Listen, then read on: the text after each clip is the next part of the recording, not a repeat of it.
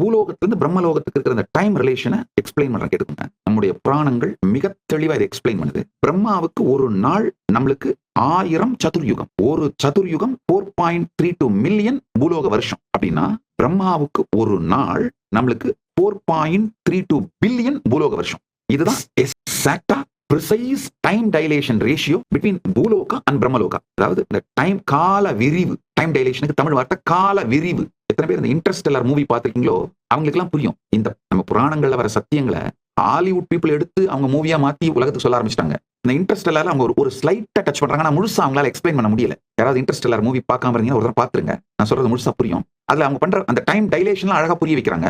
அவங்க பண்ற ஒரே ஒரு தப்பு என்னன்னா, அந்த டைம் டைலேஷன்ல ஹையர் டைம் டைலேஷனுக்கு போயிட்டு அந்த வர ஹீரோ டாக்டர் கூட கம்யூனிகேட் பண்ண முடியாம தடுமாறுற மாதிரி காட்டுறாங்க. அது கிடையாது. டைம் டைலேஷன்ல ஹையர் டைம் ஜோனுக்கு போன யாரா இருந்தாலும் லோயர் டைம் ஜோன்ல இருக்கிற நபர்களோட ரொம்ப ஸ்ட்ரெயிட்டா கம்யூனிகேட் பண்ண முடியும். இந்த லோயர் டைமென்ஷன்ல இருக்கவருக்கு எந்த சந்தேகமும் வராதவர்கள் அப்படியே தரிசனம் கொடுத்து நேர சொல்ல முடியும், சுத்தமா சொல்ல முடியும். அந்த உண்மை அவங்க அனுபவத்துல பார்க்காததுனால அதை ஒரு ஸ்ட்ரகிள் மாதிரி காமிச்சிடுறாங்க. அதுதான் பிரச்சனையே தவிர மற்றபடி அந்த இன்டர்ஸ்டெல்லார் மூவில டைம் டைலேஷனை பத்தி ரொம்ப அழகா எக்ஸ்பிளைன் பண்ணிடுறாங்க.